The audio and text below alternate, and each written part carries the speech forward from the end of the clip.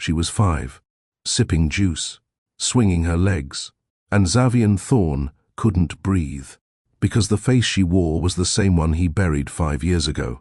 Have you ever seen someone who reminded you of everything you lost? Have you ever wondered if life made a mistake, and you were never told?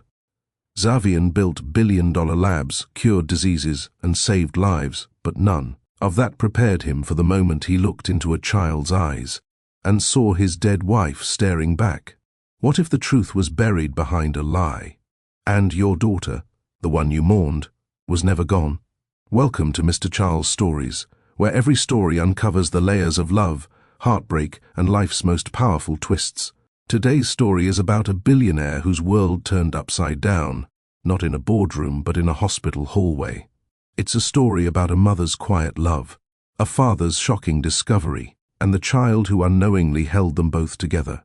Stay with us until the end, because what started as a mix-up became the most unexpected kind of family. Xavier Thorne was a man who kept his promises. He promised Mira he would build something big. He did. He promised investors he would turn Thorne Biotech into a legacy. He did. But he also promised never to step foot in Cypress Ridge Hospital again.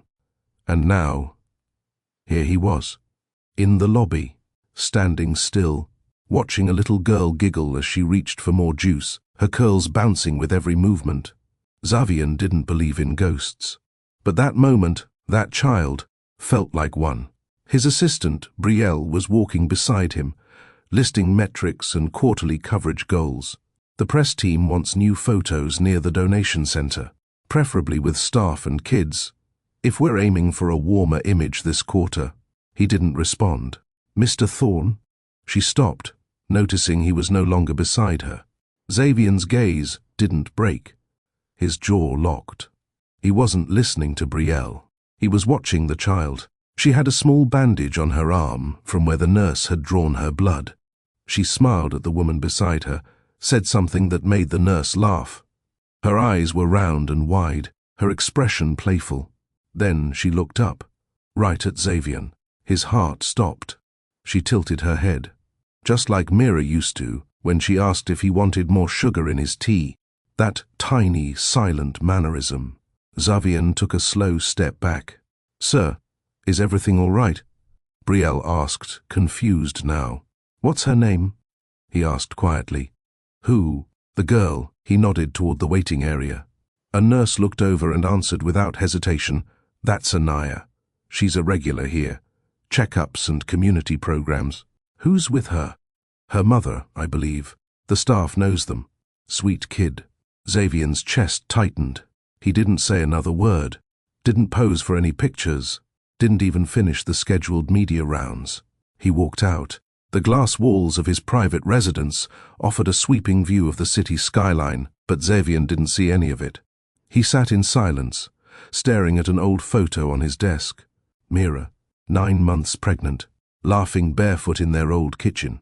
He hadn't looked at this picture in years. He never told anyone, not even his therapist, that he still blamed himself.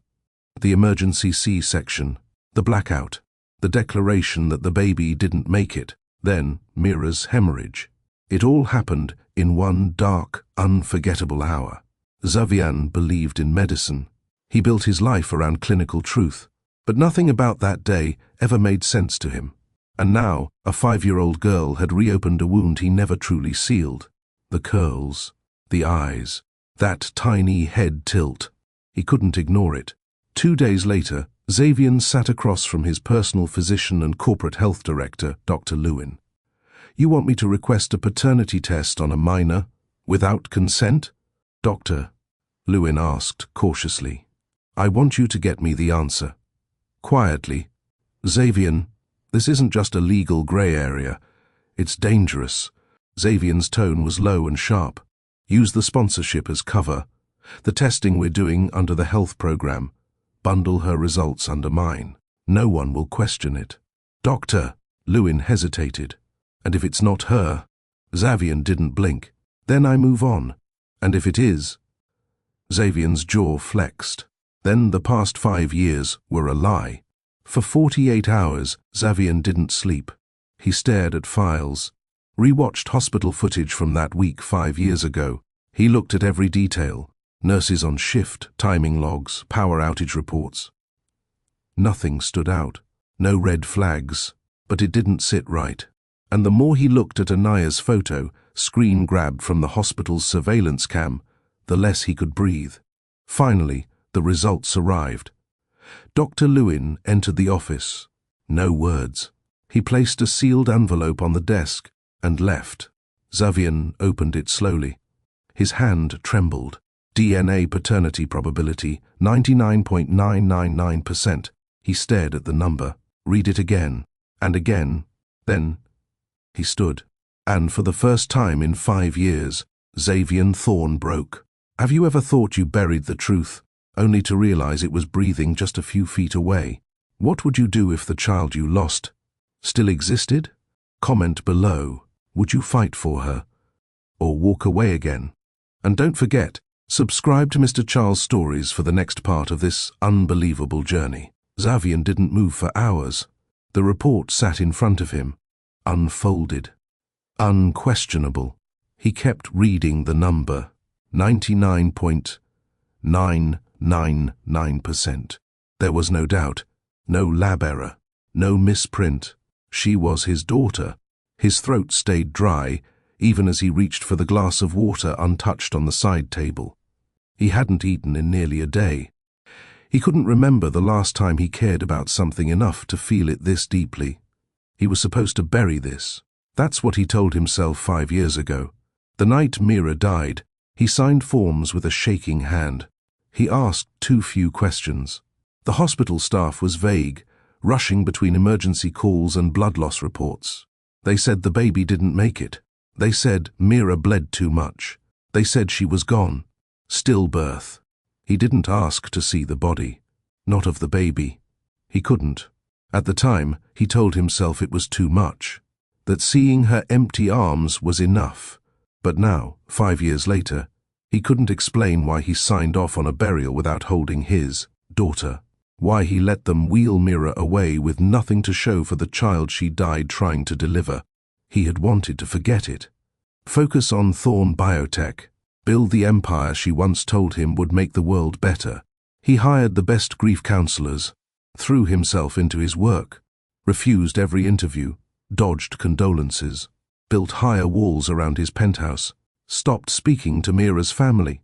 But now, there was no wall high enough to shield him from this. That child, that beautiful girl, his daughter, alive. Her name was Anaya. He whispered it for the first time alone in that room, letting it settle on his tongue like a memory surfacing from underwater. Anaya. He didn't name her. Mira wanted the name Elena. She used to say it with a soft smile, pressing her hand to her stomach, imagining lullabies and late-night feedings. Xavier wasn't ready back then.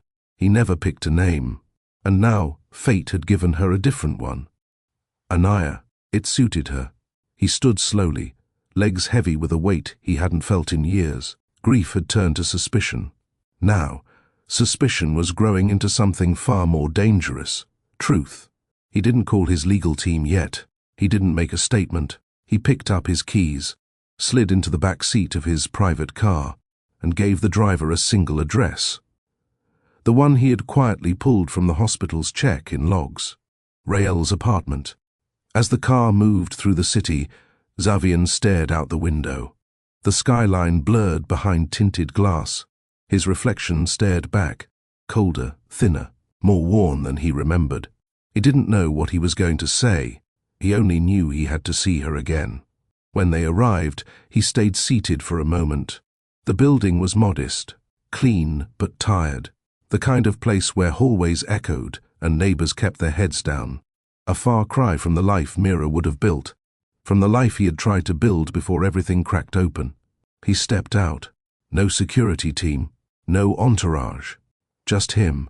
He walked up the short staircase, heart punching against his ribs. Then he rang the bell. Nothing. He rang again. He heard footsteps, then a pause, a child's voice in the background, a soft laugh. The door opened just enough for the woman behind it to see who it was. Rael. The same quiet strength, the same tired eyes, the same protective instinct radiating off her before she even spoke. She didn't know him. Not by face, not like this. "Can I help you?" she asked, cautious. Xavier didn't waste time. He held up the envelope. She frowned. "What is that?" "Just read it. I don't take, please." There was something in his voice that stopped her. She reached for the envelope, hesitated, then opened it. Her eyes scanned the page once, then again, and again. Then she froze. She didn't blink, didn't breathe. Her mouth parted, but nothing came out. Xavier stepped forward when she started to sway, instinctively reaching for her arm. Her knees buckled. He caught her gently. Rael found her footing and pushed his hand off with quiet force. Her voice trembled. "Is this a joke?" "No. This can't be real." "It is." She clutched the doorframe like it was the only solid thing left. "They told me her mother died, that there was no family, that she was abandoned. They told me Mira died in surgery, and that our baby didn't survive." Rael looked like she was somewhere else now, some cold place in her memory she hadn't visited in years. "I held her that first night," she whispered. "She was so tiny. I thought I was saving her." Xavier's voice dropped. "You weren't supposed to have her." Tears pooled in Rael's eyes. She looked up, anger and grief flashing together. "Don't come here and say that like I stole her. You did." "No." Her voice cracked. "I raised her. I fed her. I stayed up through her fevers. I held her when she cried. I didn't steal anything. I built her world." Xavier stepped back, his voice colder. "She's my daughter. And she's my daughter too." The silence after that was brutal. From inside, the sound of tiny feet pattering across the floor. A soft giggle, a child's voice. "Mama." Rael stiffened. Xavier's eyes darted to the sound. He didn't speak. He couldn't. Rael turned, blocking the doorway. "You don't get to come in here and rip this apart," she whispered. "Whatever happened back then, it wasn't my doing, but I'm not letting you walk in and break her life." Xavier's jaw clenched. "You think I'm here to hurt her? I don't know what you're here for. I buried my wife and my child. And now I find out I only buried one of them." Rael's voice dropped to a whisper. "I'm sorry. So am I." They stood there for a long moment. Two people on opposite sides of the same truth. He didn't push further. He didn't ask to see Anaya. He didn't say what was racing through his chest. Instead, he turned and walked away. Rael stood at the doorway long after he was gone, the DNA report still trembling in her hand. Inside, Anaya peeked out from the hallway. "Who was that, Mummy?" Rael turned, wiped her eyes. "No one, baby," she said softly. "Just someone who got the wrong address." But even as she said it, she knew it wasn't true. And the world she built was about to change forever. The smell of cinnamon and oat milk clung to Rael's clothes long after she left the cafe. She worked the morning shift every weekday. It didn't pay much, but it was steady, reliable. She liked routine, liked being able to count the same people coming in at the same hour, ordering the same drinks. It gave her a sense of control, something she hadn't had the day she got that call from Cypress Ridge Hospital 5 years ago. That day had been anything but routine. She was wiping down a table when her phone buzzed in her apron pocket. Unknown number. She almost didn't answer, but something told her to pick up. "Miss Rael?" a voice had asked, calm but clinical. She stepped outside, heart thudding. She thought maybe her application for housing assistance had gone through. Instead, the woman on the line said, "There's a newborn here who was surrendered. The mother didn't make it through labor. No family, no known father. You're next on the adoption list." Rael remembered leaning against the back wall of the cafe, the heat from the kitchen vent making her dizzy. She didn't ask questions. She didn't even think it through. Her mouth said yes before her brain caught up. "I'll come right now." And she did. The hospital wing was dim, the nurses quiet. A power outage had knocked out half the lights. Everything felt hazy, like a dream. When they placed the baby in her arms, Rael cried, not because the moment was beautiful, though it was, but because that tiny body fit into her arms, like it had always belonged there, like she was always meant to be someone's mother. They called the baby Infant Girl Unknown on the chart. Rael didn't like that, so she gave her a name, Anaya. It meant God has answered. That night, she rocked the baby to sleep in a chair that squeaked every time she leaned too far. She whispered promises, quiet ones, that she would keep her safe, that she would do right by her, that even if they lived in a one-bedroom apartment and shared second-hand clothes, she'd grow up knowing she was deeply, wildly loved. And she did. Rael raised Anaya with a gentleness the world didn't always show her. She read to her every night, even when she was too tired to see straight. She learned how to make pancakes shaped like bears. She learned how to braid hair. She worked overtime to buy her first bicycle and picked up weekend office cleaning shifts so she could afford her preschool enrollment. She didn't have much, but she never let Anaya feel it. When the school needed volunteers, Rael took the morning off work. When Anaya got sick, she stayed up all night holding a bowl and whispering lullabies between coughs. She never once regretted saying yes to that call. Until 3 days ago. Now everything felt different. She hadn't told Anaya what happened. Not yet. She couldn't find the words. How do you tell a child the truth about where she came from when your whole life has been built on what you thought was real? Xavier Thorne. That name still echoed in her head like a warning bell. She hadn't known it when he first showed up. She only saw a tall, serious man with a haunted look and a folded envelope in his hand. But when she went online later that night, she saw his face in articles. Pharmaceutical billionaire, Thorne Biotech, innovator, widower. There were photos of him with politicians, with research teams, on red carpets. But it was the photos of his wife that made her stomach drop. Mira Thorne, beautiful, bright, and unmistakably the source of Anaya's smile. Rael closed her laptop and didn't open it again for 2 days. She barely slept. Every sound outside her apartment made her flinch. She was waiting for something. Papers, a knock on the door, someone telling her it was time to let go. But it didn't come. No calls, no emails, nothing. Still, she couldn't shake the weight of what she now knew. The man who came to her door was Anaya's biological father, and everything Rael thought she understood about her life had cracked. On Saturday morning, Anaya climbed into her bed before the sun came up. Her curls tickled Rael's cheek. "Why are you not smiling today?" Anaya asked sleepily. Rael pulled her close. "Just thinking, baby." "About what?" "About how fast you're growing." Anaya giggled and hugged her tighter. "I'm gonna be 5 forever." Rael kissed her forehead and closed her eyes. She wished she could freeze time, just long enough to breathe. Later that day, she took Anaya to the small park down the street. It wasn't fancy, just 2 swings and a half-rusted slide, but it was theirs. They went every Saturday when the weather was decent. Rael sat on the bench, while Anaya ran in circles with a red rubber ball, laughing louder than the wind. That laugh, so full of light, so innocent. She wasn't ready to lose it. A woman sat beside her on the bench, watching her own son dig in the sandbox. "You her mama?" the woman asked casually. Rael nodded. "Yeah, she's got a glow to her. Must get that from you." Rael smiled weakly. "Thanks." The woman leaned closer. "You look tired. Long week?" Rael hesitated, then answered honestly.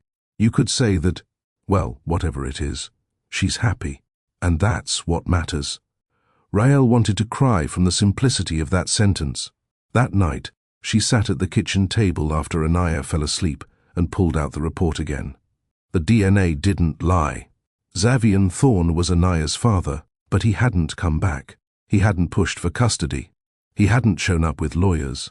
And that unsettled her more than if he had. She kept imagining the worst. A strategic move. A quiet setup. A man like that didn't show his hand until he was ready to win. Or maybe he wasn't playing games at all. Maybe he was still in shock. Maybe he was grieving all over again. Rael didn't know what scared her more, that he would come back or that he wouldn't.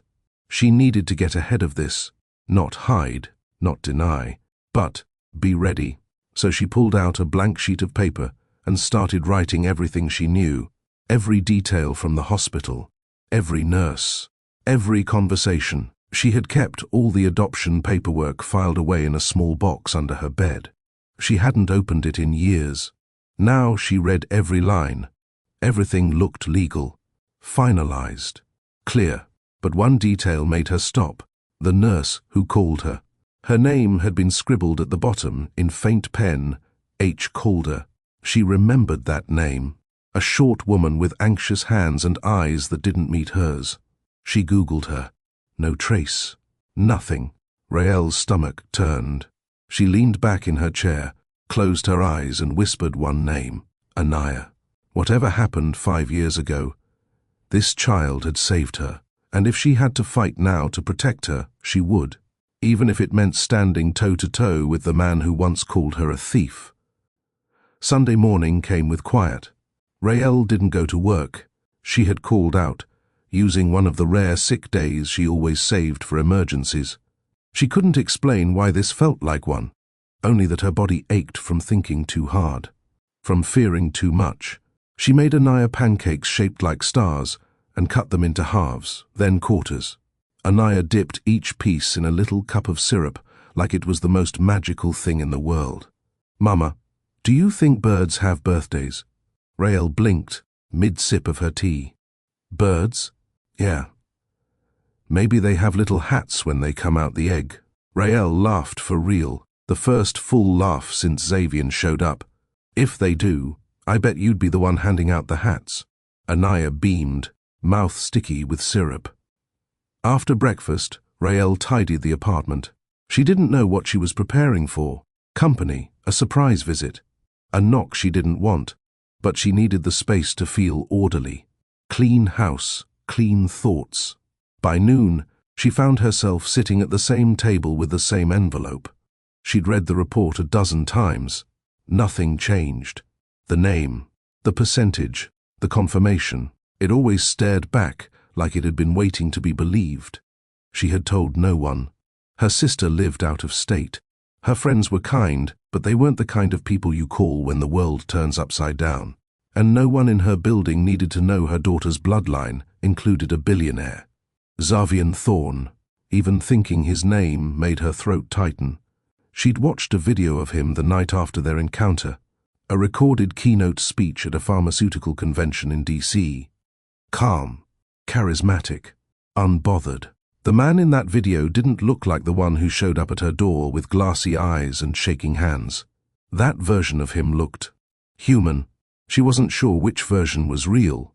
By afternoon, Anaya had gone down for a nap, sprawled across the couch like a sunbeam in motion.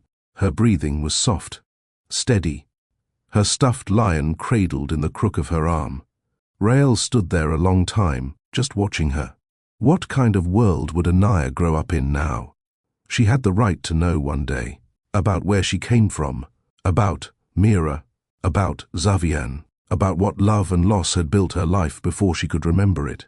Rael walked to the kitchen, poured water into the kettle, and stood still until it screamed. Later that evening, a knock came at the door. Soft, deliberate. Her stomach clenched. She opened it halfway. Xavier stood there again. No envelope this time. No suit. Just a man holding a cup carrier with 2 drinks and a small white bag. "I didn't know if you'd open the door." Rael stared. "I almost didn't." He handed her the drinks. "Cinnamon tea. That's what the barista said you like." She didn't take it right away. "I'm not here to push. Or take her. I swear to you." Rael looked down at the bag. "What's in there?" "Mini muffins. The kind with the little crumbles on top. She liked them last time." "You bought food for my child?" "No," he said gently. "I brought something sweet. For our daughter." The words cut through the air like wind through glass. Rael exhaled. "You don't get to call her that. Not yet." "I know." She stepped aside slowly, letting him in. Anaya was still napping. Xavier stood near the doorway, uncertain. The silence wasn't hostile, but it wasn't warm either. "She's happy," Rael said, setting the drinks on the counter. "She laughs every day. She feels safe. I see that. I didn't ask for this. I didn't either." She looked up at him. "But here we are." He nodded once. "I'll never forgive myself for not questioning more back then," he said. "I didn't ask for pictures. I didn't push to see her. I signed whatever they gave me. I was too broken. You were grieving. I still am." Rael's voice softened. "So am I." He stepped closer, slowly, not intruding, just existing nearby. "I don't want to erase you," he said. "You're the only mother she's known. I can't change that. I don't want to." Rael's arms folded across her chest, protective but uncertain. "You think this will be easy?" she asked. "What happens when the media finds out? When your last name becomes her burden? When people start showing up with questions and flashbulbs? I'll protect her. You couldn't protect her before." That struck something deep. Xavier looked down. "I know." She studied him, waiting for the arrogance she expected. It didn't come. "I didn't mean that to hurt you," she said softly. "But it did," he admitted, "and maybe I needed to hear it." Rael looked toward the hallway, the soft sound of a child stirring. "You want to be in her life," she said. "I do. Then you start where I did." He looked confused. "Which is breakfasts, school pickups, story time, bad jokes, frozen waffles, band-aids, nightlight monsters." He nodded slowly.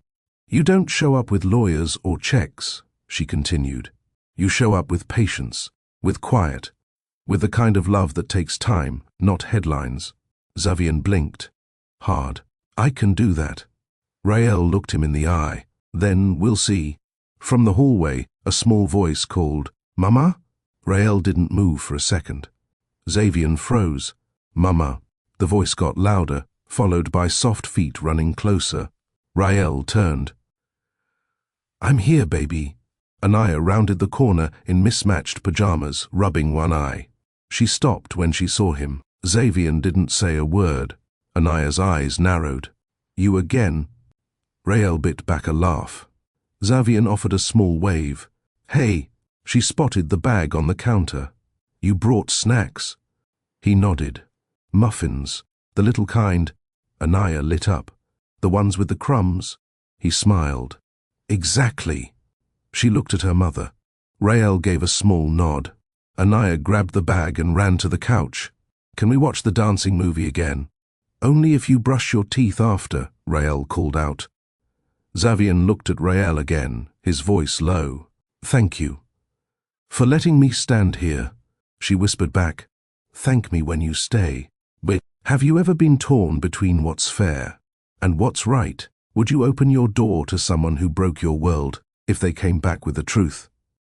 Comment below. And if you're still with us, don't forget to like, share and subscribe to Mr. Charles' Stories for more unforgettable chapters. Xavier had never felt this kind of nervousness before. Not in courtrooms, not in boardrooms, not even when Thorne Biotech went public and the entire pharmaceutical world watched to see if he'd deliver. But this? Waiting in line outside Anaya's school on a chilly Wednesday afternoon, his hands hadn't stopped sweating. It was his first school pickup. Rael had offered him the chance, not as a test, not as a favor, as a beginning. "You want to be part of her life," she'd said, holding his eyes that night after muffins and soft words. "Then you show up. Just like this." So here he was. He didn't wear a suit. Rael told him not to. "She won't know what to do with that," she'd said. So he wore a navy sweater, clean jeans, the same sneakers he used to wear when walking to the hospital every night during Mira's pregnancy. Parents stood around him in groups, some chatting, others on their phones. No one paid him much attention, until the bell rang. Kids spilled out in clusters, laughing, shouting, dragging bags that looked heavier than their bodies. He scanned for her, and then, there she was. Anaya's curls bounced as she ran, one arm raised high to wave. "There he is," she shouted. Xavier's chest tightened. Her voice carried something that sounded like belonging. She stopped in front of him, out of breath. "You didn't forget." He knelt. "Not a chance." She held up a crumpled paper. "I got a sticker on my spelling." He grinned. "Let me see." She opened the paper with pride. A shiny blue star stared back from the top. "Genius," he said. "Nope," she replied matter-of-factly. "Just good at giraffe." He laughed, standing. "Well, giraffe is tough." She grabbed his hand without thinking. It was the first time. His heart didn't know what to do with it. They walked to the car Rael had approved, a modest SUV he borrowed instead of his usual sleek ride. He'd left the driver at home. He didn't want barriers today. On the ride back, Anaya talked the entire time.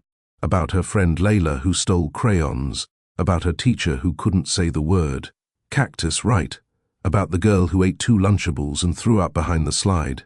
Xavier nodded through every story, gripping the wheel like he was driving a 1,000-piece chandelier. She asked, "Can we stop for strawberry milk?" He hesitated, then nodded. "Only if I get one too." Anaya gasped. "You drink strawberry milk? Starting today?" She grinned. "You're weird, but the good kind." When they got back to the apartment, Rael opened the door and froze. Anaya rushed in, waving her test paper. "He picked me up, and we got milk." Rael raised a brow at the pink carton. "Is that a bribe?"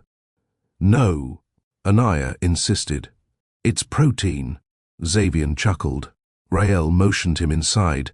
She didn't say much, just nodded, as Anaya explained her sticker again, in more detail than necessary. Xavier listened like it was gold. Later, after Anaya was tucked in for a nap, Rael sat across from him at the kitchen table. "You look like you survived a war."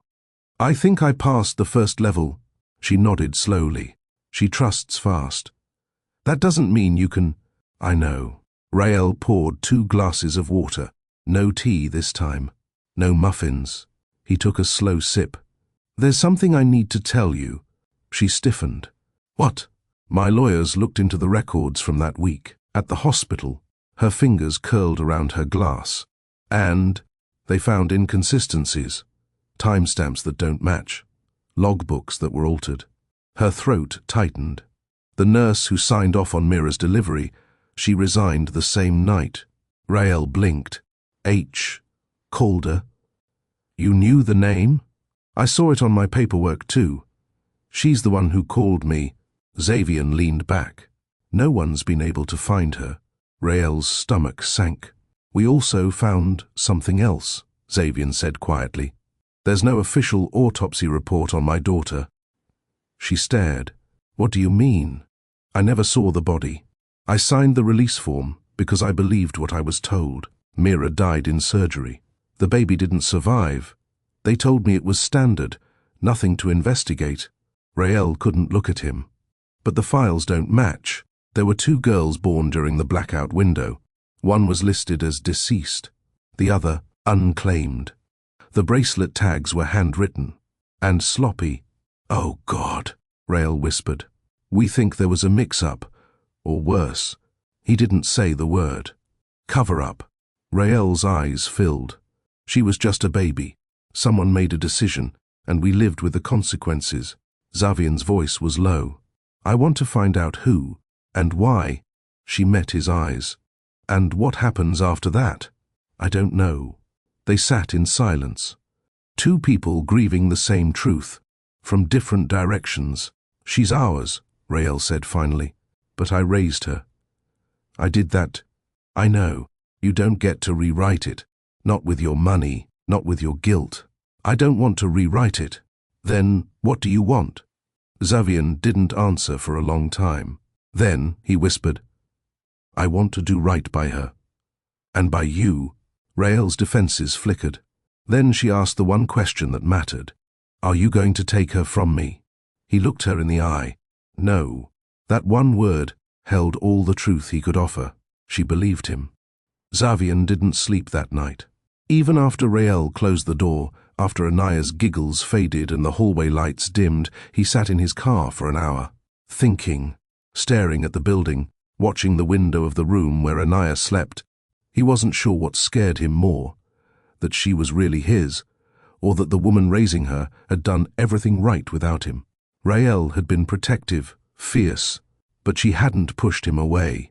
She was giving him space, room to be something, to show up, slowly, and that terrified him more than any lawsuit, any press scandal, any biotech merger, because it meant this wasn't just about truth, it was about trust. When he returned home, the penthouse felt colder. The silence that once comforted him now pressed in. He didn't turn on the lights.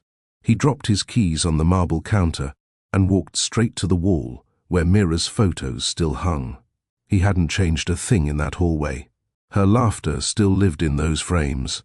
He touched the one where she stood barefoot in the garden they never finished building, her hands on her belly, her hair pulled back in a messy bun. She hated that photo. He loved it. "I found her," he whispered. His voice cracked. "I found our girl." He closed his eyes, forehead resting against the wall. "And someone else has been loving her for us." The guilt hit hard, but underneath it, something else stirred. Gratitude. And grief. The kind that never really left, just learned to hide. The next morning, he didn't go into the office. He met with his legal team instead. "I want a full audit of Cypress Ridge's records for that entire month," he said. "Personnel files, power logs, shift changes, security footage, everything." One of the partners leaned forward. "We'll need a reason to dig that deep. On paper, there's no legal standing." Xavier's voice was flat. "Make one." They nodded. He left the meeting early, drove to the edge of the city, parked near a small, old building with peeling paint and a sign that barely held its letters, Cypress Ridge Hospital. It hadn't changed much. He hadn't been back since that night. Walking through the front doors felt like pushing against concrete. The nurse at the desk didn't recognize him. He asked for records access. She redirected him to administration. Someone would be with him shortly. While he waited, he stood near the hallway that once led to the emergency wing. He remembered Mira's cries, the rush, the alarms. He remembered the light flickering, the scream of machines powering down, the shouting voices, and then the quiet, too quiet. His chest tightened. "Mr. Thorne." A voice pulled him back. A woman in her 50s greeted him, soft-eyed, nervous. "I'm Marcia, Hospital Records Coordinator. You requested a file review?" Xavier didn't answer immediately. Then he nodded. She led him into a back room lined with shelves and cardboard boxes. "Some of our older records weren't digitized until after the storm that month," she explained. "So you may find some inconsistencies in formatting." Inconsistencies. He was used to that word now. She pulled down 3 files. "These are the records for your wife's admission and procedure." Xavier opened the first folder. Scanned quickly. Patient, Mira Thorne. Emergency C-section. Fetal distress. Outcome, stillbirth. The attending nurse listed was H. Calder. He flipped through pages. Birth log. Surgical notes. Power outage timeline. Then he found it. A second file. Patient, unknown female infant. Delivered via emergency C-section. Time of birth, 6 minutes after Mira's timestamp. The signature matched. H. Calder. He checked the tags. Infant ID, handwritten. The number was smudged, crossed out, rewritten. And the final line? Released to pre-approved adoptive mother on emergency placement list. Name, Rael Darnell. Xavier's fingers shook. There it was. On paper, 2 babies. Same time frame. Same nurse. 1 death. 1 adoption. The math never worked. He looked up. Was there an internal review of this case? Marcia hesitated. There were mentions, rumors of confusion during the blackout, but no formal inquiry. Everything moved fast that week. Where's Nurse Calder now? She swallowed. She resigned. 2 days after the event. Any contact details? No forwarding address, no HR notes. She just left. Xavier stepped back, breathing shallow. She switched them, he said aloud. She either made a mistake, or she chose to. Marcia said nothing. He didn't expect her to. He left the building with a copy of both files in hand. Outside, he stood on the sidewalk and watched people pass by. Nurses, doctors, patients with canes, young mothers with strollers. The world had moved on, but he hadn't. He called Raël. She answered on the second ring. "Hey," she said. No guard in her tone, just tiredness. "I went to the hospital." Silence. "I have the records. There were 2 births, one marked deceased, one released. Same nurse, same time, same shift." "I believe you," she whispered. "I need to find her." Called her. Why? Because she changed everything. Raël didn't speak for a moment. Then, "I want to know too." "I'll keep you updated." Before she could hang up, he added, "Raël." "Yeah? She wasn't supposed to be yours. I know. But you loved her like she was." She exhaled, voice barely there. "That's because she was." The line went dead. That night, Xavier sat alone again. But this time, he wasn't stuck in grief. He was planning. Because if someone had stolen 5 years of his daughter's life, they would answer for it. But first, he had to earn the right to be called her father, and that wasn't something a lab result could give him. He'd have to show up. Every day, even if it broke him. Raël hadn't left her apartment in 2 days. The world outside moved like it always did. Cars honking, kids playing, sirens humming in the distance. But inside her tiny home, time stretched. She felt suspended. She still went through the motions. She brushed Anaya's hair, folded laundry, poured juice into little cups, and wiped away crumbs from the floor. But she did it all on autopilot, because something inside her had changed. The truth had shifted the ground beneath her feet. Xavier's words echoed constantly. She wasn't supposed to be yours. They weren't cruel. They weren't wrong. But they hurt. Because Raël knew that love wasn't about who was meant to have something. It was about who stayed when everything else could have said walk away. She had stayed. Every night, every morning, through every cough, every fall, every first word, every nightlight fear. But now the story was cracked wide open. The woman she was, the mother she was, felt like it was hanging by a thread she didn't control. She knew Xavier hadn't come back with threats or claims. He came back quietly, with muffins, with gentle questions, with a face that looked tired in a new way, not from grief, but from trying. And that was what scared her most. He was trying, and Anaya liked him. Raël could already feel it, in the way Anaya looked for him in stories, how she asked if he was coming again, how she talked about his strawberry milk, like it was a secret they shared. Raël wasn't jealous. She was terrified of what this could become and what it could erase. She stood in the kitchen, watching Anaya build towers with dry cereal and plastic cups on the floor. Her giggle lit the room like sunlight. Then came the knock. 3 soft taps. Raël froze. Anaya kept playing, unaware. Raël walked slowly to the door, peeked through the peephole. It was Xavier. She opened it, but only halfway. "You're early," she said. "You said Friday evening." "It's Thursday." He raised a brow. "It's Friday, Raël." She blinked. He wasn't lying. She had lost track of days. She stepped back, embarrassed. "Sorry." "Come in." He entered quietly, taking off his shoes at the door. He always did that now. It made her notice things she hadn't before. His effort, his care, the small things that said, "I'm learning." Anaya spotted him and yelled, "Z!" She ran over, cereal forgotten. Xavier bent down, caught her mid-run, lifted her like she weighed nothing. "You're getting heavier," he teased. "I'm getting stronger," she corrected. Raël watched from the kitchen, arms crossed. Anaya gave him a tour of her cereal towers, naming each one after a character from her cartoon shows. Xavier listened, asked questions, even suggested one tower needed a bigger moat. Raël couldn't help it. She smiled. She hated how natural he was at this.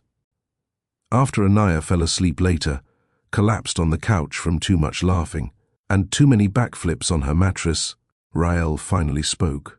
"You're good with her." Xavier looked at her. "I'm trying." I noticed.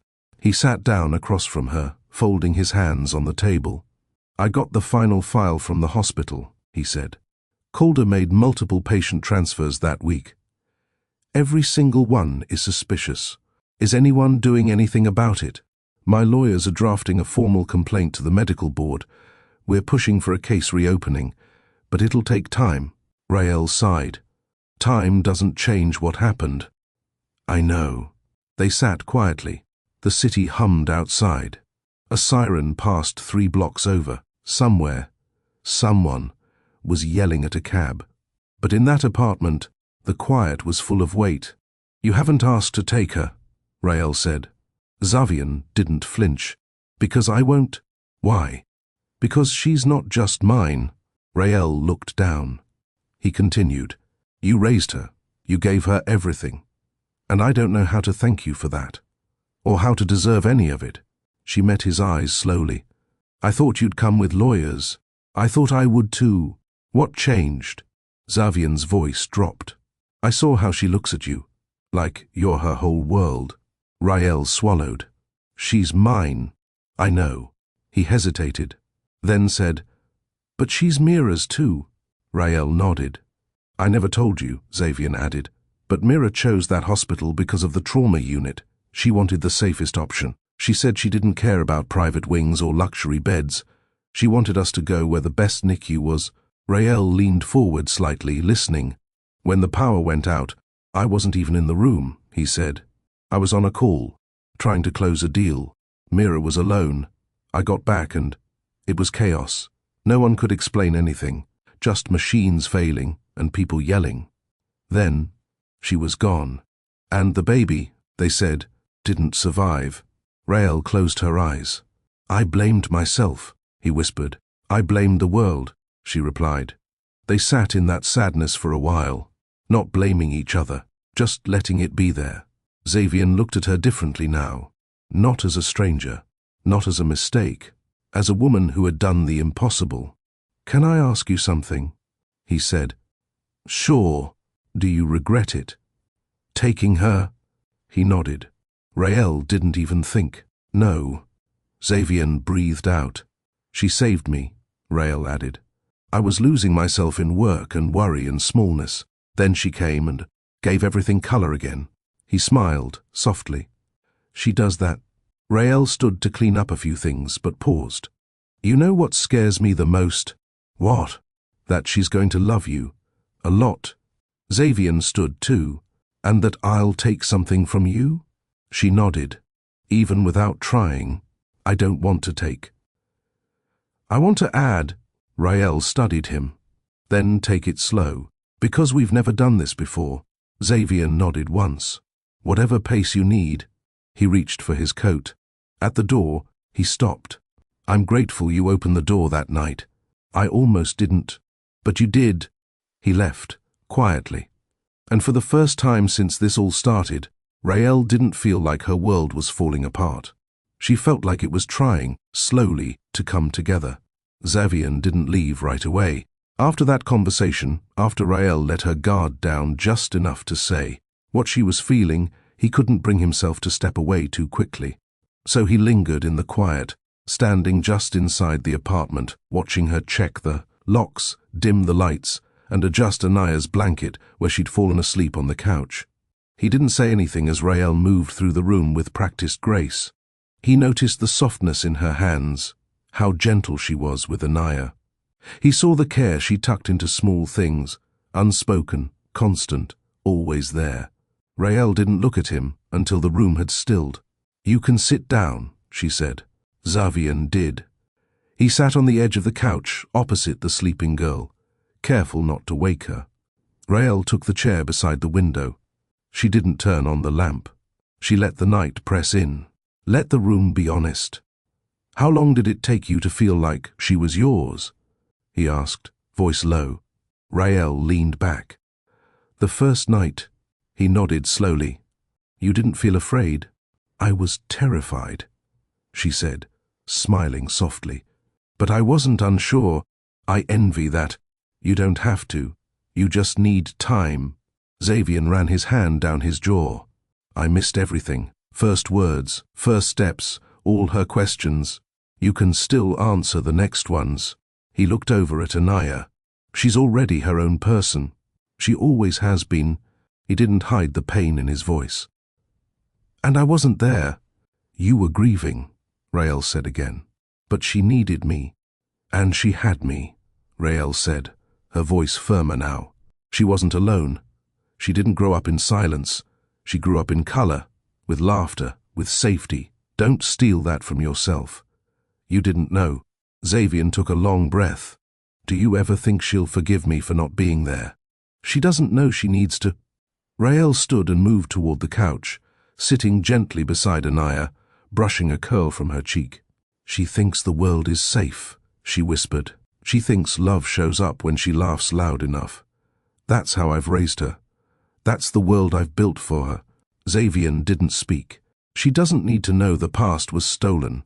She just needs to know she's wanted now. Xavier watched Rael for a long time, then stood slowly. I'll let you rest, he said. Rael walked him to the door.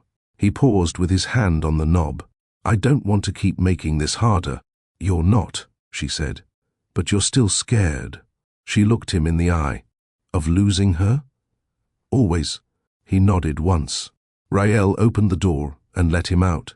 He walked down the stairs alone. No elevator, no staff, no luxury, just silence and steps. When he reached the street, he didn't head for the car.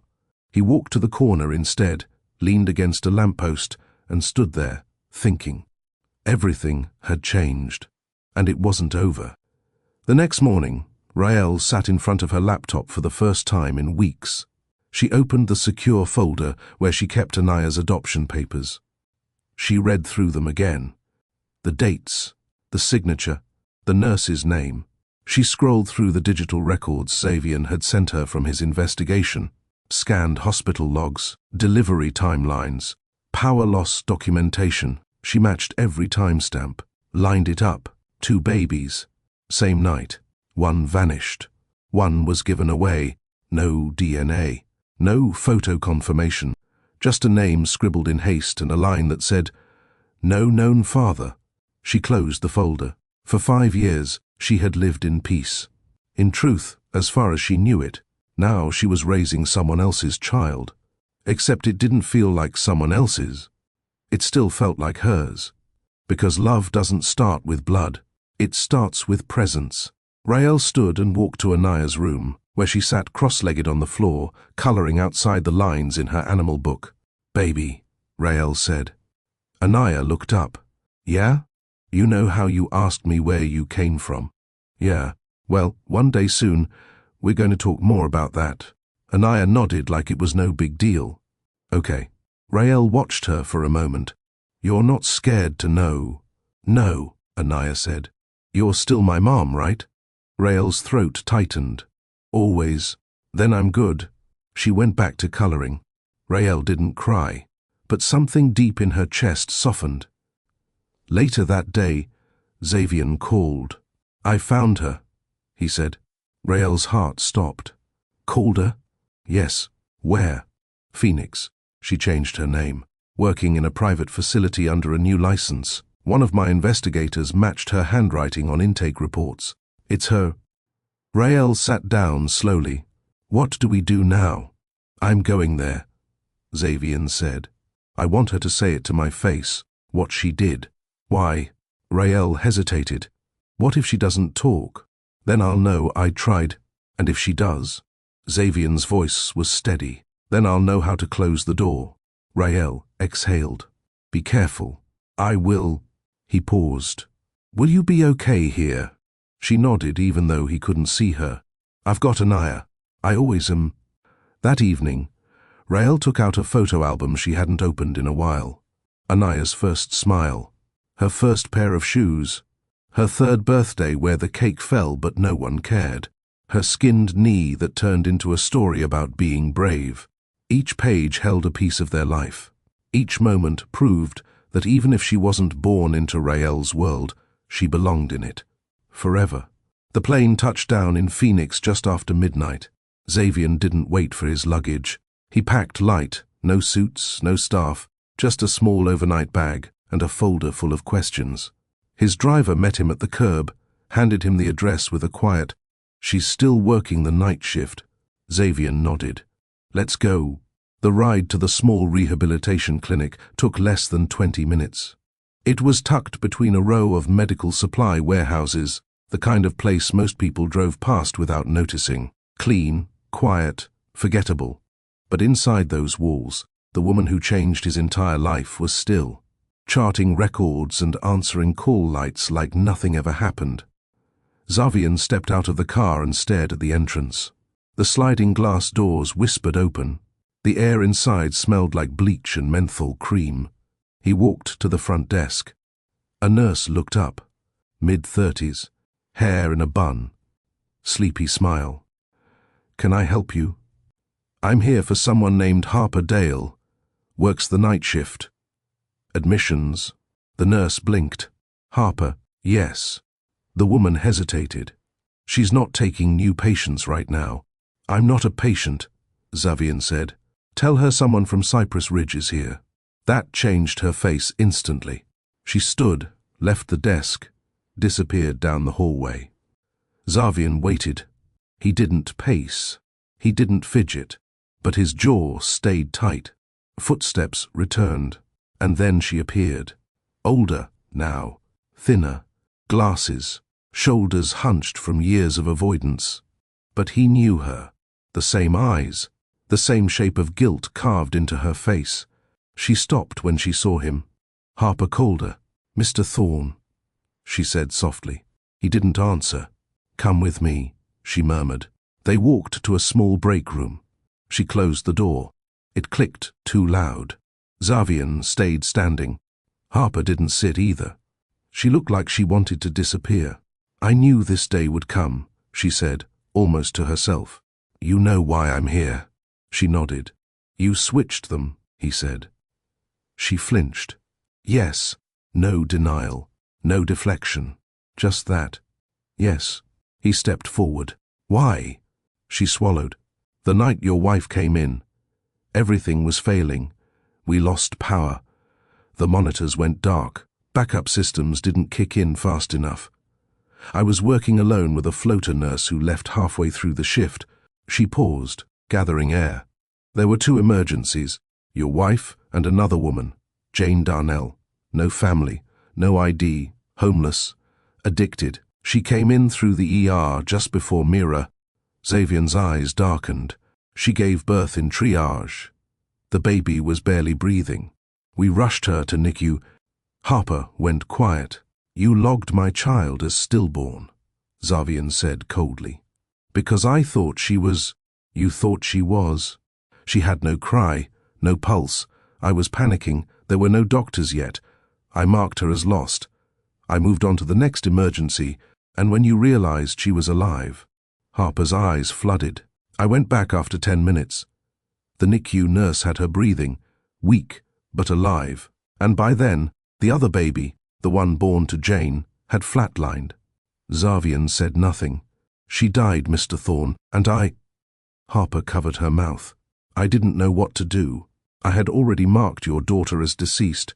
The records were already submitted in the chaos. No one checked twice. They believed me. So you let her go to adoption?"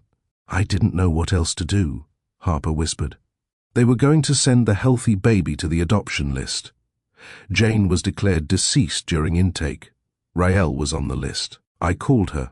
I signed the papers. You played God." "I made a mistake," she said, voice cracking. "And once it was done, I didn't know how to undo it." Xavier's hands curled into fists. "So you ran..." "I didn't run. I resigned. I couldn't work another shift after that. I was sick with it. But I was scared. I thought, if no one notices, maybe she'll be okay. And she was..." Xavier's voice cut sharp. "You took 5 years from me." "I know." "You took her mother from her." "I know." And you let a grieving father bury the wrong child. Harper started crying. I'm sorry, she whispered. I have been for 5 years. He stared at her. She cried harder. I'm sorry. Xavier didn't speak again. He turned, walked out, back through the lobby, past the nurse, past the walls that smelled like bleach and quiet mistakes. Outside, the night air hit his face. He stood there, still, letting it all settle. He had the truth now. It didn't fix anything, but it ended the question. Harper Calder switched the babies. By mistake, by panic, by silence. And now he had to decide what to do with that. Xavier didn't go back to the hotel. He sat in the car parked outside the clinic, the engine off, the air growing cooler by the hour. Phoenix didn't get cold often, but that night carried a chill that clung to his shirt sleeves. His phone vibrated in the seat beside him. A message from Rael. Is she alive? He stared at the screen. She knew. Somehow, she knew he had found Harper Calder, that he had gotten his answer. He typed back one word. Yes. 3 dots danced, then disappeared. Then came the reply. Are you okay? Xavier didn't know how to answer that, because truth didn't feel like relief. It felt like a bruise finally exposed to air, like a wound that could finally breathe but would never fully close. He rested his head against the seat, closed his eyes. He didn't want to cry. He didn't want to forgive her. But he couldn't change what happened. He could only protect what he had now.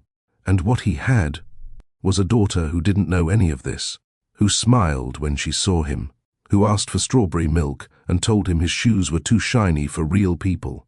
He smiled to himself, just a little, then opened his eyes and made a decision. He dialed a number. Gareth, he said, when his lawyer answered groggily. I need a settlement drafted. For who? Harper Calder. The man sat up. You're suing? No, I'm offering her immunity in exchange for a signed, sworn statement detailing everything. Xavier. She won't survive a trial, and the hospital would bury her to save themselves. But I need her account. Not for me, for Anaya. For the record. Gareth didn't argue. Understood. I'll draw it up. Xavier hung up, then called the airport. Booked the earliest flight back. Rael opened the door before he knocked. She had been waiting. Her eyes said it all. She hadn't slept. Xavier stepped in quietly, the overnight bag still slung over his shoulder. His clothes were wrinkled, and he looked like he'd aged 3 years since he left. She said yes, he told her. Rael stepped aside to let him through. To what? She admitted everything, swore it. She's signing a statement. Rael shut the door behind him, locking it out of habit. Does it help? She asked. He looked at her. No. But it gives us something solid. Rael sat on the couch, legs folded beneath her. Did she say why? She panicked, confused the babies, thought one was dead, found out she was wrong too late, and she was afraid. Rael nodded. Afraid people like you would destroy her. Maybe I should have, but you didn't. Xavier dropped the bag by the door, sat in the chair across from her. I'm not going public, he said. Not now, not ever, unless we need to. Rael raised a brow. Why? Because she doesn't need the world knowing her truth. You mean Anaya? He nodded. She's innocent in all of this, and the moment this becomes headlines, that innocence goes with it. Rael looked away. I always wondered if the story would find us one day. It found me first. You found her? Xavier nodded. And I won't lose her again. Rael's eyes met his. There was no fight in them, only understanding. Then we protect her, she said. Together. Xavier leaned forward, elbows on his knees. I'm going to talk to the board at Cypress Ridge, quietly. Make sure that nurse never works in a hospital again. And the hospital? They'll deny everything. But I'll have leverage, not for money, for silence, for control. You think they'll agree? I'm not giving them a choice. Rael sat back, folding her arms. What does that make you? She asked. He looked at her. She held his stare. a father who's righting a wrong, or a man who's still trying to win. Xavier's expression softened. "Can it be both?" he asked. Rael didn't answer, because maybe it could. Maybe healing didn't come in neat packages. Maybe it looked like this: two people in a dim room, sitting between grief and grace, trying to build something that didn't exist before. "I want to spend more time with her," Xavier said. "She wants that too, but I want to do it your way." Rael tilted her head. "What do you mean?" "Slow, with rhythm, with presence, not pressure." She watched him for a long moment. "Then start with breakfast tomorrow." He smiled gently. "Can I bring muffins again?" "She likes banana nut now." "Of course she does." They both laughed. It was the first time their laughter filled the same room without tension. Anaya woke up around 7, her hair a mess, her eyes puffy from sleep. Xavier was already in the kitchen, pouring batter into a skillet with Rael beside him, giving directions. Anaya blinked in surprise. "Z?" He turned. "Morning, genius. You're cooking." He nodded. "Trying not to burn the house down." Anaya grinned. "Mama says that's real love." Rael looked at Xavier. "Yeah," he said softly. "It is." Xavier sat cross-legged on the floor of Rael's living room, surrounded by tiny socks, a broken crayon, and a storybook about dancing turtles. Anaya was curled in his lap, head against his chest, listening to him read. Her fingers played with the edge of his sweater while his voice rolled through the pages. It was her third time hearing the same story, but she didn't seem to mind. She giggled at the same parts, asked the same questions, and corrected him when he said, "Jump instead of leap." He didn't care. He'd read that book 100 more times, if it meant she stayed pressed against his chest like this. Rael leaned in the hallway doorway, half hidden in the shadows. She'd been standing there for 10 minutes, just watching. Quiet, still, heart wide open. It was the first time she'd seen Xavier settle this naturally into the soft rhythm of parenting. He didn't fill space with expensive toys. He didn't speak in commands. He just listened, and laughed, and let Anaya braid 3 crooked strands of his hair while she explained why turtles should be allowed to wear tutus. Rael didn't say anything until the story ended. "You're a mess," she said, smiling. Xavier looked up, lifting his head off the wall. "I've been informed turtles are better dancers than penguins." Accurate. Anaya looked at her mom. "Can Z come tomorrow too?" Rael met Xavier's eyes. "If he wants to," she said softly. Anaya squealed and threw her arms around his neck. Xavier caught her without hesitation. "She's not slow, you know," Rael said later, after Anaya had fallen asleep. They stood in the kitchen, the lights low, the dishes clean. Xavier leaned against the counter, sipping tea this time. No milk, no sugar. He was getting used to how things were done here. "She watches everything," Rael continued. "You being here, consistently, it's going to start meaning something real. I want it to." "Good. But don't half show up. Don't promise Saturdays and skip them. Don't start tucking her in and then disappear when your world gets busy again." "I won't." "I'm serious." "I know." Rael looked him over. "You were raised by people who hired help." He nodded. "She's not that. She doesn't need part-time affection." Xavier's eyes didn't waver. "She's not a checkbox." Rael tilted her head. "Then prove it." Xavier took another sip of tea. "I will." The next morning, he was back. Same time, same sweater, same smile. Anaya opened the door herself, nearly tripping over her backpack in excitement. "You came back?" "Of course." Rael handed him a lunch container. "You're doing drop-off today." Xavier blinked. What?" "You said you wanted more time," she said calmly. "This is what it looks like." Anaya cheered. "We can stop for muffins." "No, you cannot," Rael cut in. Xavier laughed. "Got it." "Straight to school." She handed him the keys to the spare car. "Don't miss the bell." He nodded. "Call if she forgets her coat, or her folder, or cries." Anaya rolled her eyes. "I don't cry." Rael smirked. "She totally cries." They left together. Xavier adjusted the booster seat. fastened her in carefully, asked if the music was too loud, let her pick the station. She told him about her dream. Something about flying fish and shoes made of candy. He didn't follow the details, but he didn't care. He just listened. At the school gate, Anaya hesitated. Zavian crouched down, straightened her jacket. "You okay?" She nodded. "You're picking me up too, right?" He hesitated. She watched him carefully. "I don't want you to forget," she added. "I won't." "Promise?" He locked eyes with her. "I promise." She smiled and ran off, curls bouncing behind her. He stayed standing until the door closed behind her. And then, for the first time, he understood what it meant to miss someone before they were even gone. The pickup line at Anaya's school moved slowly.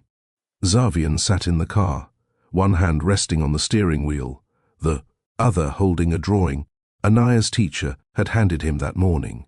It was a scribbled picture, stick figures, a house, a bright yellow sun, and in the corner, Anaya had written, "Me, Mama, and Z."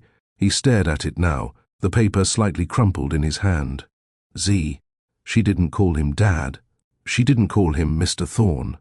She had given him a name that was hers for him, one she chose, one he earned, and he was beginning to realize it meant more than any title ever could. He spotted her through the window, bouncing out of the classroom door, with a skip in her step and her backpack sliding halfway down her arm. She waved so hard it looked like her shoulder might pop off. Zavian stepped out to greet her. "Look what I made," she said, handing him another picture. This one had a tree, a picnic blanket, and what appeared to be muffins wearing sunglasses. "I see you've captured us perfectly," he said with a grin. Anaya giggled. "We're the Muffin Squad." He opened the car door for her. She hopped in, still talking about her art, her friend's loose tooth, and how tomorrow was Crazy Sock Day, and she needed socks with dogs on them, or she'd be the boring one. Zavian took notes. Real ones. On the way home she asked, "Do you have a daughter?" The question hit him from the side, like a wave he didn't see coming. He looked at her through the rear-view mirror. "I think I do." She blinked. "Who, you?" he said quietly. She stared at him, confused. "But I already have a mom." "You do," he said. "And she's the best." Anaya thought about it. "Then what are you?" He smiled gently. "I'm someone who loves you. A lot. And I'm learning how to be here." She tilted her head like she did when she was deep in thought, then nodded. "Okay. No follow-up questions. No panic. Just that. Okay." That night, Rael opened the door when she heard them laughing down the hall. She let them in, took one look at Anaya's sock-covered arms, and sighed. What happened now? "Fashion," Anaya said proudly. "She's preparing for Crazy Sock Day," Zavian added. Rael shook her head. "Of course." After Anaya went to bed, they sat outside on the small balcony. It wasn't fancy. Just 2 chairs and a chipped table that had weathered one too many storms. Zavian stared out at the night. "She called me her daughter." Rael turned to him. "She asked if I had one, then said, 'But I already have a mom.'" Rael smiled softly. "She's figuring it out." "She is," he said. "Faster than I am. Some days. She trusts you now. I don't want to break that." "You won't." Zavian leaned forward, elbows on his knees.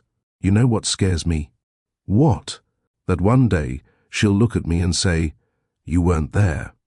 "She might," Rael said, "but she'll also say, 'But you stayed.'" He looked at her. "I want to keep doing this. The pickups, the pancakes, the turtle books, then keep showing up." They sat in silence, listening to the city settle into its nighttime hush. Zavian turned to her. "I never got to be someone's dad. Not really. But I want to be hers." Rael didn't answer right away. Then she whispered, "She already thinks you are." Have you ever felt like it was too late to be the parent someone needed? Or too broken to build something real again? But what if being present now matters more than everything that happened before? Let us know in the comments.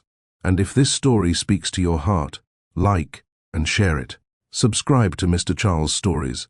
because the best stories are the ones that remind us it's never too late to love deeply. Rael woke up from a dream she couldn't remember. The sky was still dark outside, but the clock read 4:03 a.m. She lay there in silence, eyes open, hands resting on her stomach. She wasn't tired. She wasn't rested either. Her mind spun quietly beneath the stillness. Down the hallway, Anaya's door was cracked open. She'd fallen asleep with her arms around a new stuffed fox Xavier had given her. A thank you gift for surviving Crazy Sock Day. Anaya called it Sparkle, even though there was nothing sparkly about it. Rael hadn't said no. She hadn't said much of anything lately, because inside, she was unraveling, not in a loud way, not in a dramatic way, in the kind of way only a mother would understand. The slow, quiet fear of being replaced, not intentionally, not violently, just gradually. With every new routine Xavier and Anaya built, every inside joke, every school pickup, every quiet moment Rael wasn't there, a piece of her felt displaced, not erased, but edged out. She trusted him more than she expected to. He didn't push, he didn't gloat, he didn't try to rewrite her story, but he was still rewriting Anaya's. And Rael couldn't stop thinking about what might come next. A bigger apartment, a school with better ratings, vacations, new clothes. Things she couldn't give her daughter, no matter how hard she worked. Xavier could change Anaya's life. Rael just didn't know if that meant she would still be part of it. That morning, after breakfast, she watched him tie Anaya's shoes without needing instruction. She watched Anaya lean into his side like it was second nature. She watched Xavier laugh at her made-up knock-knock joke, even though it made no sense. And she felt invisible. Later, while Anaya napped, Rael sat at the kitchen table and stared at a blank notepad. She didn't write, she just stared. When Xavier came in, he paused in the doorway. "You okay?" She didn't answer. He crossed the room and sat across from her. "You've been quiet. I'm thinking about everything." He didn't rush her. Rael finally spoke. "You're doing great with her." "I'm trying. She loves you." Xavier smiled. "I love her too." Rael nodded, but her eyes didn't match the smile on her lips. He leaned forward. "Talk to me." She hesitated, then asked softly, "Are you going to take her?" The air shifted. Xavier's voice was calm. "Take her. She's yours. You have every legal right now. You could file for custody. You could win. You know that." Xavier didn't blink. "That's not what I want." "You could change your mind." He leaned back. "I won't." Rael stared at him, eyes sharp. Men say that. Then they remarry. Then they want something new, something cleaner, something that doesn't remind them of what was messy and painful. Xavier didn't flinch. "I'm not those men," he said, "and I'm not taking her anywhere. I'm building something with her, with you. But I'm not undoing what you've done." Rael looked down. Her voice cracked. "I'm scared." "I know." He stood and moved to her side of the table, knelt beside her. "You've been everything to her, Rael. I'm not here to erase that. I'm here because I want to share it. I don't need to replace you. I couldn't even if I tried." Rael wiped her cheek with the back of her hand. Xavier stayed kneeling beside her. "I'm used to doing things alone," she said quietly. "You don't have to anymore." She didn't say anything else, but she didn't pull away. That night, Rael laid in bed with Anaya, holding her hand as she drifted to sleep. She looked at her little girl's peaceful face, her soft breath, her tiny fingers wrapped around her own. And for the first time in weeks, the fear didn't shout. It whispered, but it was no longer in control. Because love, real love, wasn't afraid to share space. Xavier started showing up early, not because Rael asked him to, not because Anaya demanded it, but because it felt natural now, expected. There was a quiet rhythm to their mornings, Rael brewing tea in her faded sweatshirt, Anaya asking the same breakfast question every day. Do we have banana pancakes or fake banana cereal? And Xavier sitting at the edge of the couch helping her zip up her hoodie. It wasn't perfect, but it felt whole. Still, Rael watched everything. She noticed how easily Xavier moved now, how he memorized which color toothbrush was Anaya's, how he packed her snack just the way she liked, with the grapes separated from the crackers, never touching. Rael hadn't asked him to know those things. He just learned them, and that's what scared her most, that he was learning how to live without her instructions, that soon Anaya might stop needing her to explain things at all. That morning, while Anaya was brushing her teeth, Rael turned to him. "You're comfortable now." Xavier looked up from tying his shoes. "You say that like it's a bad thing." She folded her arms. "It's not. It's just fast. It doesn't feel fast to me." Rael leaned against the counter. "That's because you missed 5 years." He looked at her, surprised by the sharpness in her voice. But she didn't apologize. "I'm trying," he said after a moment. "I know. I'm not here to take over, I know." She sighed. "But some days it feels like you already have." Xavier stepped closer. "Rael, I've never had to share her, not with anyone, not even family. It's always been just me and her. And now, you feel like she's slipping." Rael nodded. "I don't want to take anything from you," he said gently. "Not her, not your place. But if we're doing this, really doing this, then we have to trust each other." She looked away. "I've already trusted you more than I should." Xavier's voice dropped. "And have I let you down?" "No." "Then give me space to be her father." Rael stared at him, pain behind her calm. "She calls you Z. She gave me that name. She gave me mine too." Xavier softened. "I know. And she'll never stop using it." Rael finally exhaled. "I'm not used to being scared."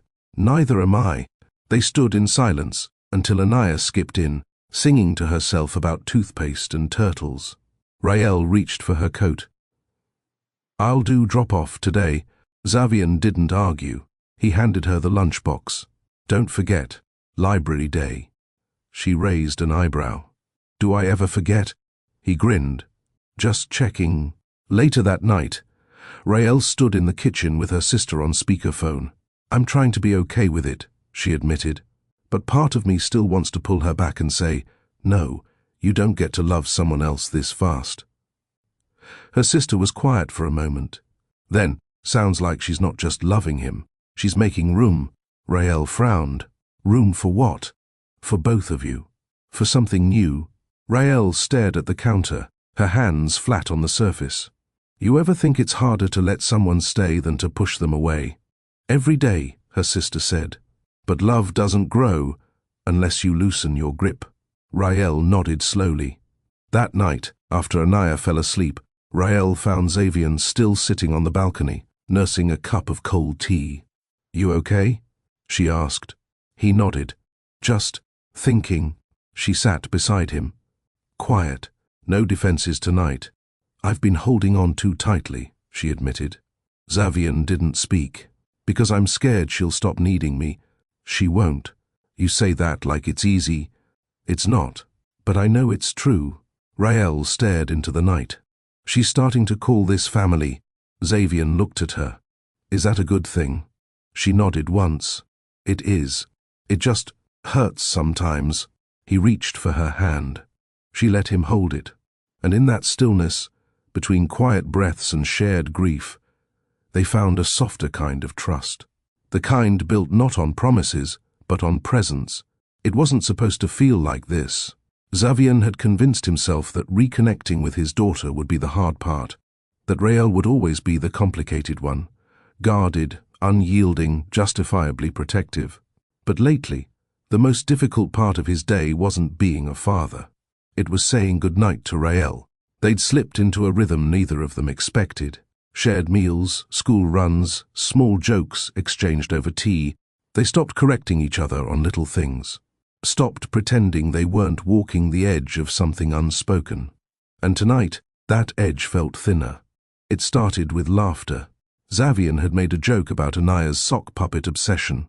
Rael threw her head back and laughed, not the careful kind she gave people at the cafe, but the kind that filled the room. When she caught her breath, he was still staring. "What?" she asked. He shook his head. "You should laugh like that more often." She rolled her eyes. It only happens when I forget who I'm around. I'm glad you forgot. They both paused. The air between them wasn't flirty. It wasn't forced. It was honest. Later, after Anaya was asleep, they ended up on the balcony again. It had become their place. Zavian leaned on the rail, arms folded. Rael sat with her knees pulled up, a soft blanket around her shoulders. I never thought this would be my life, she said. Zavian turned toward her. This meaning, raising someone else's child, falling into something with a man who was supposed to be a stranger, letting people in again. He studied her. You think you've fallen into this? She looked down, quiet. Then she nodded. Yeah. So have I. The confession hung in the space between them. Rael pulled the blanket tighter. I don't know what to do with it. We don't have to do anything, Zavian said. We just let it be. You're used to fixing things. This isn't one of those things. I don't want to fix you. She looked at him again. I just want to be wherever you are. When you're ready. Rael's face softened, eyes lowering. Zavian moved to sit beside her. Close, but not too close. I was so sure you'd come in like a storm, she said. I used to, but you didn't. He smiled faintly. You wouldn't have let me. She laughed again. Quietly. You're right. They sat like that for a long time. No declarations, no promises, just warmth. When Rael stood to go inside, she stopped in front of him. She hesitated, then touched his hand. It was brief, barely a second, but it was the first time she reached for him. And Zavian didn't move. He let her feel what she needed to feel. He let her go when she pulled away. And when she whispered goodnight, he heard something softer behind it. Something that sounded like, I see you now. Zavian didn't sleep that night. Rael's touch still lingered in his mind. It wasn't romantic in a bold way. It was quieter than that. But it held weight, intention, an opening. He found himself standing in the kitchen before dawn, pouring water into the kettle, waiting for the steam. The sliding door creaked softly behind him. Rael walked in, barefoot, wrapped in the same blanket from the balcony. Her hair was loose, her face calm but unreadable. I couldn't sleep either, she said, her voice still warm from bed. He didn't answer with words. He poured a second mug, held it out to her. Their hands touched briefly when she took it. She didn't move away. They sat at the counter, quietly sipping tea. The silence wasn't heavy. It wasn't awkward. It felt like something had shifted between them, gently but undeniably. I kept thinking about that day, Rael said suddenly. Zavian turned toward her. The day Anaya was born, the hospital, everything that came after. He waited. I held her and knew something was off. But the nurses said I was just anxious. I had just lost my mom. I didn't want to be the dramatic girl in the maternity ward.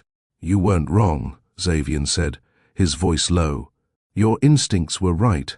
I used to beat myself up, she admitted, wondering if I could have stopped it sooner, if she could have stayed with her birth mother. He shook his head. Rael, she's exactly where she was meant to be. Her eyes shimmered, but she held them steady on his. You believe that? With everything in me. Rael exhaled slowly. Then she reached across the counter and placed her hand over his. This time, it stayed there. Zavian didn't flinch. He turned his palm upward and curled his fingers around hers. I'm not asking for anything, she said, but I want you to know, I see you trying. And I don't think I've said that enough. You don't have to say it. I need to. Her voice cracked, just a little. Zavian's heart clenched at the sound. This was not the woman who once slammed the door in his face. This was the woman who had grown tired of holding everything alone. This was the woman who still wasn't sure what to do with him, but no longer wanted to keep him out. You were always in control, she whispered. Every room you walked into, every life you touched. But this one, with us, you're not in control, and maybe that's what makes it real. He squeezed her hand gently. You're the only place I don't want to control anything, he said. I just want to be present, for you, for her, no ego, no pressure, just truth. Her throat moved as she swallowed. Then she stood, slowly. Xavier rose with her. She didn't step away, and neither did he. They stood face to face, nothing between them now. Rael's hand slid up to his chest. Not urgent, just a connection. Xavier leaned forward, his forehead brushing hers. "I don't want to move too fast," he whispered. "You're not," she breathed. He pulled back just enough to meet her eyes. "I see you, Rael." She smiled, small and honest. "I see you, too."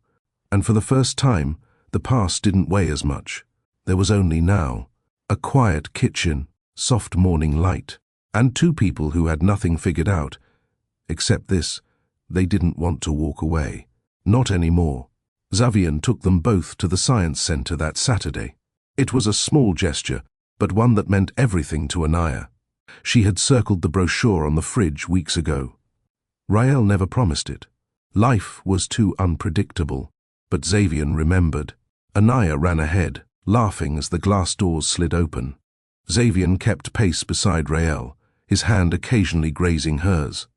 "She's so excited," she said, smiling as Anaya sprinted to the Build a Planet exhibit. "She has a universe in her," he murmured. Rael turned to him. "You see it too. I see everything now." They wandered between space models and fossil prints, pausing every few feet because Anaya kept calling them over. She wanted them both. Every discovery was more special when they were part of it. Xavier watched her closely, not just with interest, but with awe. At one point, she looked at him and said, "You should be in the pictures too, not just taking them." Rael froze. Xavier did too. He looked at her, unsure what to say. But Rael stepped forward, knelt beside Anaya, and smiled. "He'll be in the next one." Xavier's chest tightened. A simple photo. But he knew what it meant. Rael was letting him in. Later, they bought snacks from a small vendor cart outside. The sun had dipped low, brushing everything in soft orange.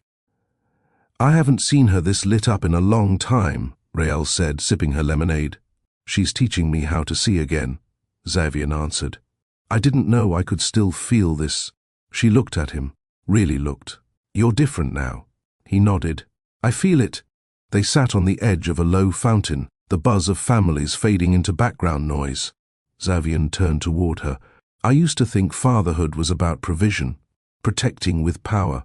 But that day at the clinic, when she reached for me like I was already hers, I broke." In the best way, Rael's lips parted. "That day was everything," he finished. They fell into a silence that wasn't empty.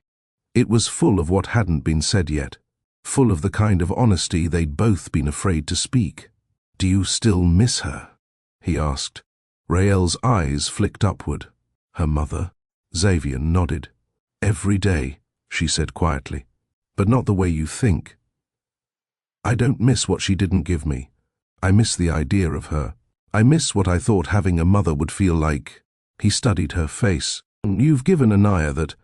I've tried." "You've done more than that."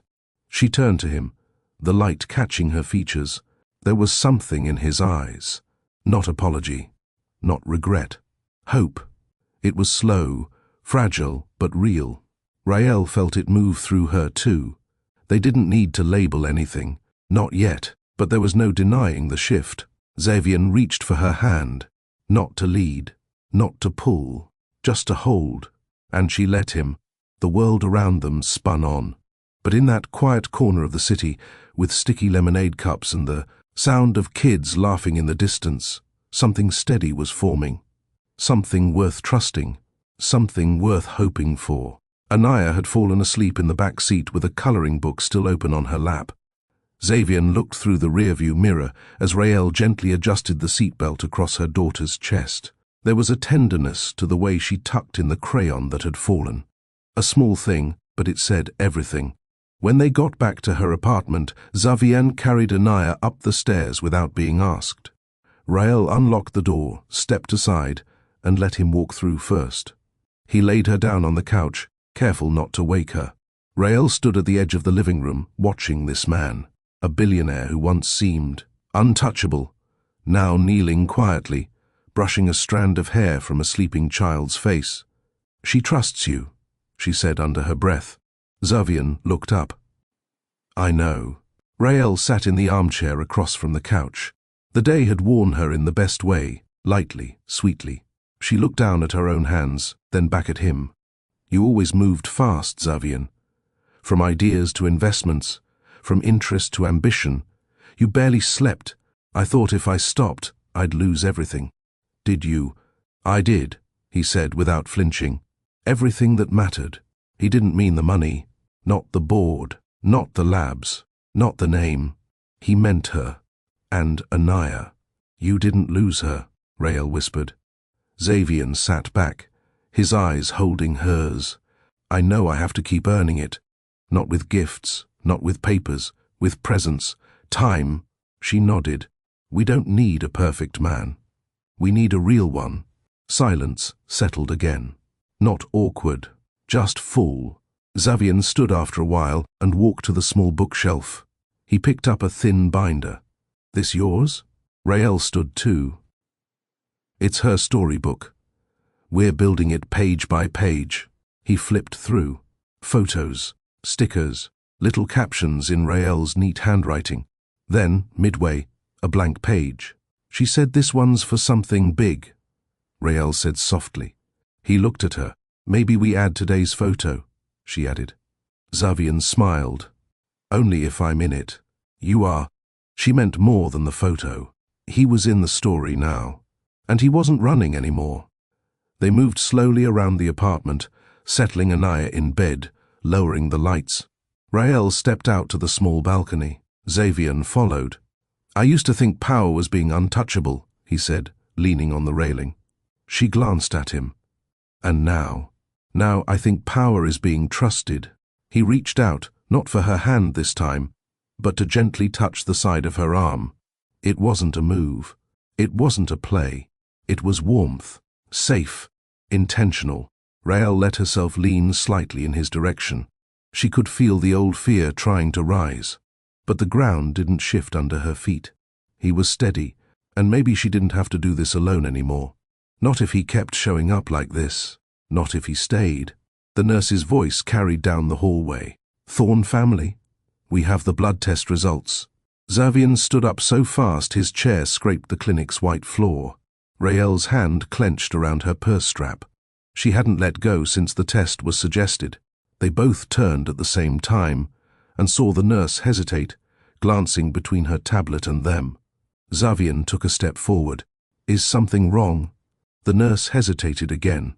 "We'd like to speak with you in private." Rael's breath caught. "Is my daughter okay?" "She's not in danger," the nurse clarified. "But this might be better discussed in my office." Inside the small room, Zavian sat stiffly in the chair next to Rael. The nurse pulled up the digital chart, her eyes scanning the details. The blood work revealed something unexpected. It appears Anaya's blood type doesn't align with the presumed parental profile. Rael blinked. "I don't understand." "You stated the father was deceased," the nurse said gently. "But her blood type can't come from your records, or his." Zavian froze. Rael leaned in, confused. "I was told she has a rare recessive gene," the nurse explained. "One we traced back to Mr. Thorne." Rael's head snapped toward Zavian. "What?" she whispered. The nurse turned the screen toward them. "It's a highly specific genetic marker. Her blood shows an inherited trait linked directly to Mr. Thorne's lineage." Zavian didn't move. Rael looked at him, then back at the screen, then again at him. "She's not adopted?" she asked, stunned. "She is," the nurse said gently. "But she was born, biologically yours." Zavian stood. "That's impossible. Rael never." Rael shook her head slowly. "I didn't give birth, Zavian. I was called to adopt her the day she was born." Zavian's chest rose and fell as the truth began to crush every assumption. "Wait." He pressed his palm to his forehead. "You said she came from a clinic?" "Yes. A private center in Brookline." He pulled out his phone. His hands shook as he opened his old emails, pulled up the hospital file he hadn't read in years. a faint buzz in his ears. His daughter died at birth. That's what he was told. But that hospital, Brookline, Rael, that's where she was born. She nodded slowly. Yes. Why? His voice was hollow.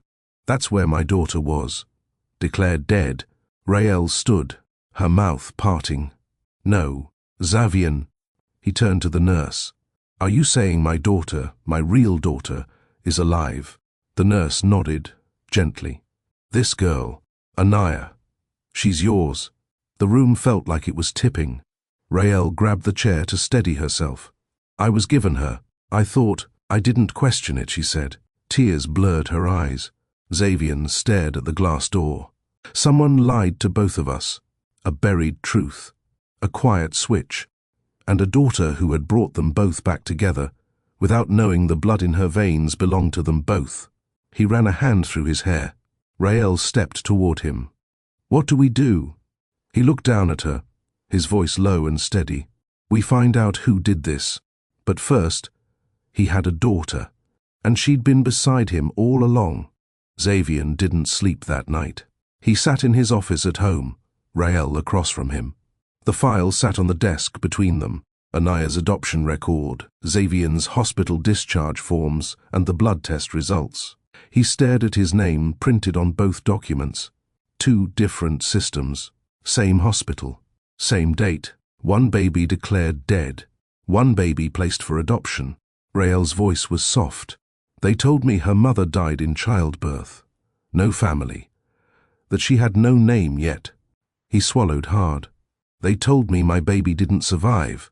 His hand hovered over the papers. She had a different name then? He asked. Rael nodded. Yes, but it wasn't on any birth certificate. He traced the faded seal on the adoption paper. Someone changed it all. They looked at each other for a long moment, silence between them. And then he said it, the thing that lived in the hollow of his chest.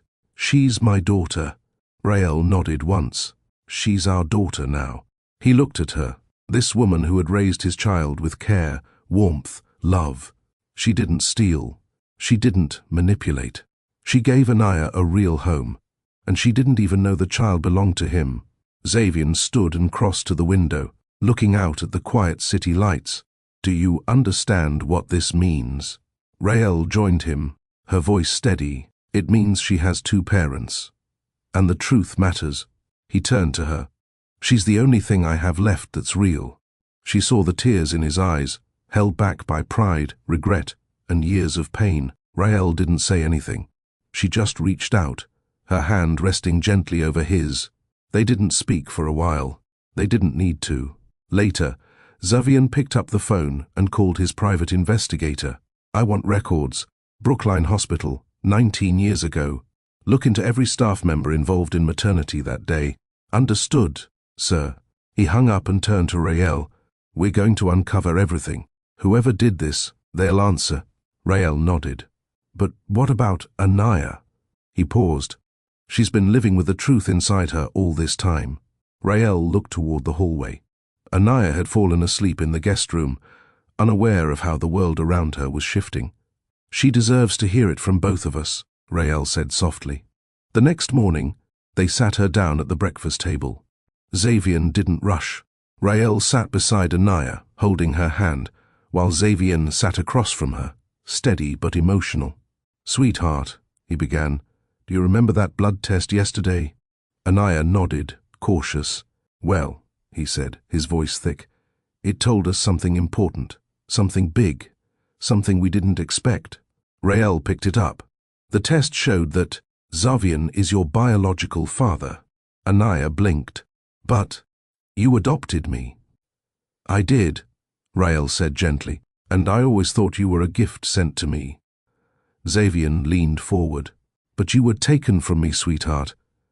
I didn't know you were alive. Her eyes filled. You're my dad? He nodded. I am.